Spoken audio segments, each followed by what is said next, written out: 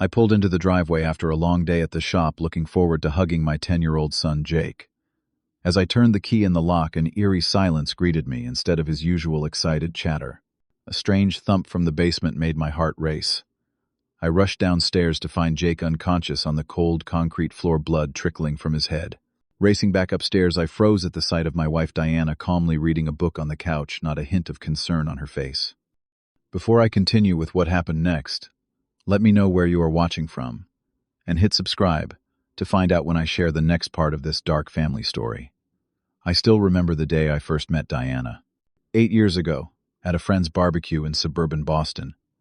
I was 38, running my small auto repair shop, living a simple, honest life. She walked in wearing a blue summer dress, her dark hair catching the sunlight. Everyone noticed her, but somehow she noticed me.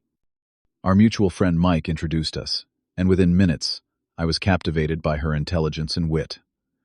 Diana worked for a pharmaceutical company, her mind sharp as a tack. She could talk about anything from car engines to quantum physics and make it sound fascinating. 6 months of whirlwind dating later, I proposed. Friends said we moved too fast, but when you know, you know. Right. A year into our marriage, Jake was born. 7 pounds, 4 ounces of pure joy. The first time I held him, looking into those curious blue eyes, I knew my life had found its purpose. As he grew, Jake developed my mechanical aptitude, but with a scientific curiosity that must have come from Diana. By age 5, he could name every dinosaur and explain why engines needed oil. By 8, he was helping me fix his bike, those tiny fingers surprisingly deft with tools. Jake had this way of looking at the world with wonder. We would spend Saturday mornings in the garage, me teaching him about carburetors and timing belts, while he asked questions that sometimes I could not answer. Those were the moments I treasured most, his face lighting up with understanding when I explained how things worked. Sometimes he would bring his science books to show me experiments he wanted to try. I built him a small workbench in the corner of my shop where he could tinker safely. The neighborhood kids all liked Jake.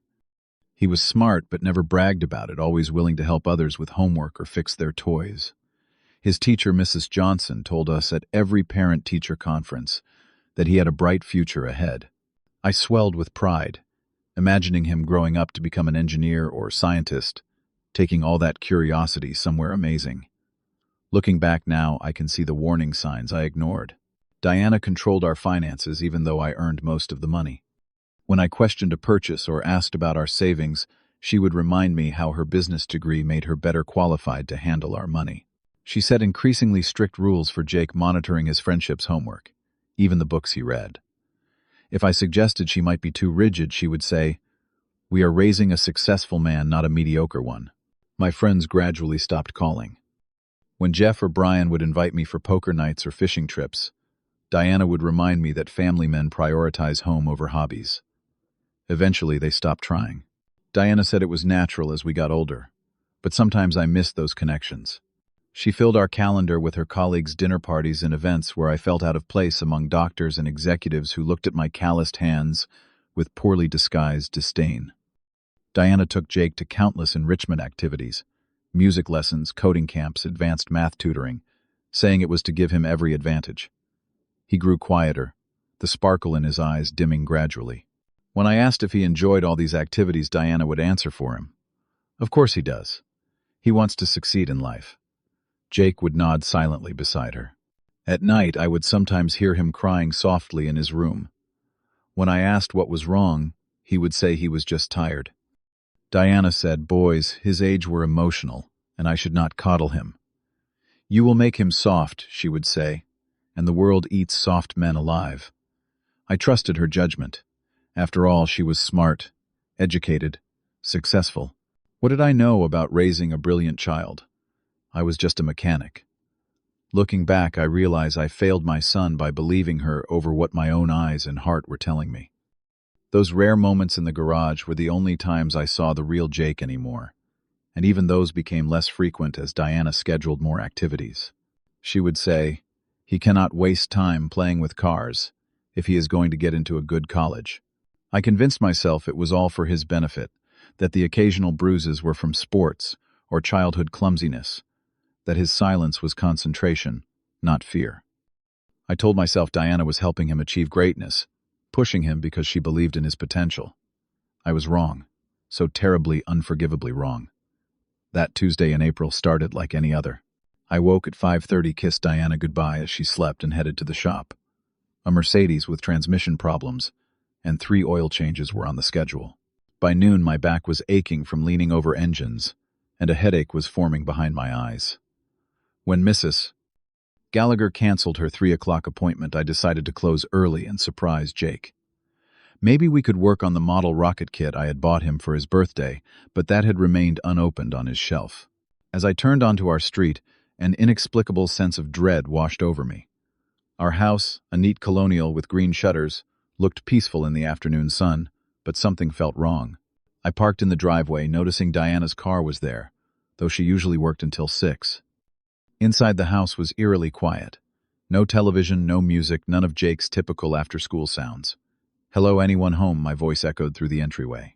A soft thump from the basement sent me hurrying toward the door. The lights were off as I descended the stairs, calling Jake's name. In the dim light filtering through the small windows, I saw him lying motionless on the concrete floor. Blood matted his hair on the right side of his head, his school clothes dirty and torn. His face was deathly pale. "Jake, oh God, Jake." I gathered him in my arms, feeling for a pulse relief, flooding through me when I found one, though it was weak and irregular. I carried him upstairs, calling for Diana, panic rising in my throat.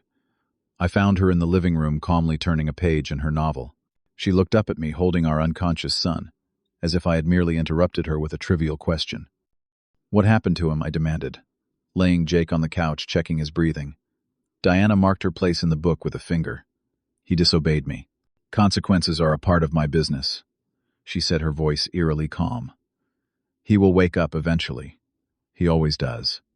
Always." The words struck me like a physical blow. "I am calling an ambulance," I said, reaching for my phone. "Do not be dramatic," Diana said. "He fell. Children fall. All the time." Something in her detached tone stopped me from calling 911. If this had happened before, if authorities got involved without me understanding what was going on, I called my old friend Tom instead. We had played football together in high school before he went to medical school. He worked at the hospital just 10 minutes away. "Tom, I need you at my house now. It is an emergency. Jake is hurt."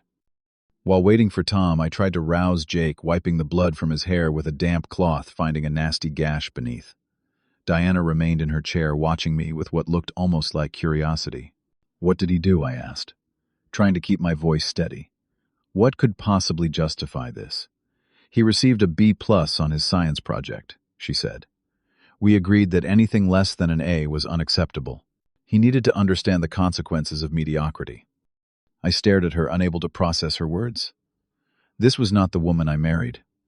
Or perhaps it was, and I had been blind. Tom arrived within minutes, medical bag in hand. He examined Jake with professional efficiency, but I saw the concern deepen in his expression as he checked my son's pupils, his breathing, the wound on his head. "He needs a hospital, Cal." Now Tom said, his voice tight. As he continued his examination, lifting Jake's shirt, he froze. His face paled. Jake's torso was a map of bruises in various stages of healing. Old and new welts crisscrossed his back. Tom grabbed my arm and pulled me into the kitchen, his voice trembling. "Sir, you need to call the cops before your wife does any more damage. These injuries, they are not from one incident. This is systematic abuse, Cal. Some of these marks are weeks old." The kitchen tilted around me as memories flooded back, recontextualized with terrible clarity. Jake's increasing withdrawal. His reluctance to change clothes for swimming. Diana taking him to the basement for discipline sessions when I was at work. His flinches when she moved too quickly near him. The times he tried to tell me something only to have Diana interrupt, saying he was making up stories for attention. "Cal, did you know about this?" Tom's question pulled me back to the present. No, God, no. I would never. But had not I known? On some level, had not I seen the signs and chosen to ignore them? I walked back to the living room where Diana still sat, her book now closed in her lap. "I am calling the police," I told her. She stood suddenly animated. "You would betray me. After everything I have done for this family, for that mediocre child who will never amount to anything unless I push him. That mediocre child is our son," I shouted, my hands shaking as I dialed. Diana's expression changed calculation, replacing anger. They will never believe you. Who do you think they will trust? A college-educated professional woman or a mechanic with grease under his fingernails? I will tell them you are the one who hurts him, that I have been protecting him from you. While waiting for the police, I went to our bedroom, looking for Jake's medical records for Tom. In Diana's nightstand, I found a leather-bound journal, its pages filled with her precise handwriting. What I read there chilled me to the bone. Detailed accounts of training sessions with Jake, punishments for infractions, as minor as taking too long to answer a question, psychological tactics to ensure his compliance and silence. Diana had been systematically breaking our son for years, all while I worked in my shop, oblivious to the horror unfolding in my own home. The final pages revealed something even more disturbing. Diana had been diagnosed with severe personality disorders in college, but had stopped taking her medication just before we met, believing it dulled her edge. She had hidden an entire history of mental illness from me. The next hours passed in a blur of police questions, paramedics, and my own crushing guilt. Jake was transported to the hospital, still unconscious. Diana was taken in for questioning, her calm facade finally cracking when the officers handcuffed her. She screamed that I would regret this, that no one would believe me over her. At the hospital, the true extent of Jake's injuries became clear. Multiple healed fractures, evidence of cigarette burns, systematic malnutrition. The doctor's clinical terminology could not disguise the horror of what my son had endured. They induced a medical coma to reduce brain swelling from his head injury, his tiny body connected to machines that beeped and hummed, keeping him alive. I sat by his bed holding his limp hand, unable to comprehend how I had failed him so completely. A detective came to take my statement, her eyes skeptical, as I insisted I had seen no signs of abuse. "Mr. Bennett," she said, "your son has injuries dating back at least 3 years. Are you asking me to believe you never noticed anything wrong?" The truth was both simpler and more damning. I had noticed, but I had allowed Diana to explain it away. I had chosen the comfort of denial over the responsibility of protection. What kind of father does that make me? Child Protective Services informed me that I would not be allowed unsupervised visits with Jake if he woke up. The implication being that I was either complicit or criminally negligent. I could not argue. I felt the same way about myself. Diana's lawyer painted her as the victim, a devoted mother, pushed to the breaking point by a neglectful husband. She claimed I was the abuser, that she had been trying to protect Jake from me. Some neighbors and co-workers took her side, recalling how she had always spoken of Jake's accidents and her concerns about my temper. The journal was inadmissible as evidence, since I had found it without a warrant. It seemed the legal system might actually believe her version of events over the truth. I sold my shop to pay for a lawyer, moving into a small apartment near the hospital. My entire life reduced to waiting rooms and legal consultations. 3 weeks into Jake's coma, I hit rock bottom. Sitting in the hospital chapel, I broke down completely. I had lost my son twice, first to Diana's abuse and now possibly to death. I had failed at the one job that mattered, protecting him. If he died, how could I possibly go on? It was in that moment of absolute despair that I found my resolve. Jake deserved justice, and if the system would not provide it, I would have to find another way. I began to investigate Diana's past myself, starting with her hometown in Connecticut. What I discovered was a pattern of behavior stretching back to her childhood. Former classmates described a brilliant but troubled girl who manipulated teachers and tormented other children. I found her first husband, Alan, living in fear under a new name in Oregon. He showed me photos of his own injuries from their brief marriage scars that matched Jake's. Most disturbing of all was the discovery of another child, a 5-year-old daughter from Diana's first marriage, who had died under suspicious circumstances. The case had been ruled an accident, but Alan had always believed otherwise. He had fled with nothing but the clothes on his back when Diana threatened to make him disappear next. Armed with this new information, I approached the district attorney directly. Initially reluctant, he agreed to reopen the investigation when I presented evidence of Diana's previous violence and Alan's testimony. A search warrant was issued for our house, where police found hidden cameras Diana had used to record Jake's punishments, trophies of her cruelty. The case against her strengthened, but my fight was far from over. Diana's parents, wealthy and influential, hired the best defense attorneys money could buy. They portrayed their daughter as mentally ill and therefore not responsible for her actions. They suggested Jake's current state was the result of medical negligence at the hospital, not Diana's abuse. Through it all, Jake remained unconscious, monitors beeping steadily beside his bed. I read to him every day, apologizing over and over, promising to make things right. The doctors were increasingly pessimistic about his chances of waking without significant brain damage. Then, on a rainy Tuesday, exactly 1 month after that terrible day, Jake's fingers twitched in my hand. His eyelids fluttered, and slowly, impossibly, he opened his eyes. "Dad." His voice was a raspy whisper, but it was the most beautiful sound I had ever heard. "I am here, buddy. I am right here." Tears streamed down my face as I pressed the call button for the nurse. Jake's recovery was slow and painful. Physical wounds healed faster than psychological ones. He was terrified of the dark, of loud noises, of being alone. But he was alive, and each day he grew stronger. When he was finally able to speak about what had happened, his testimony sealed Diana's fate. The trial lasted 2 weeks. Diana, heavily medicated, showed no emotion, as Jake recounted years of systematic torture disguised as discipline. Her parents sat stone-faced in the gallery, refusing to meet my eyes or acknowledge their grandson. The jury deliberated for less than 3 hours, before finding her guilty on all counts. At the sentencing, the judge spoke directly to Jake, praising his courage. Diana was committed to a secure psychiatric facility for a minimum of 20 years. As she was led away, she looked at me with empty eyes, as if I were a stranger. Perhaps to the real Diana, hidden beneath layers of mental illness and cruelty, I always had been. 2 years have passed since that day in the basement. Jake and I live in a small house near the ocean, now far from the memories of our old life. I opened a new repair shop, smaller, but enough for us to live comfortably. Jake is in therapy 3 times a week, slowly, healing from wounds visible and invisible. There are still nightmares, still days when he jumps at shadows or withdraws into silence. But there are also moments of joy that seemed impossible before, his laughter carrying across the beach as we fly kites or build sandcastles. He has friends at his new school, real friends, who come over for video games and pizza. His science teacher tells me he has a gift that with support he could go far. I joined a support group for parents of abused children, where I learned I was not alone in missing the signs.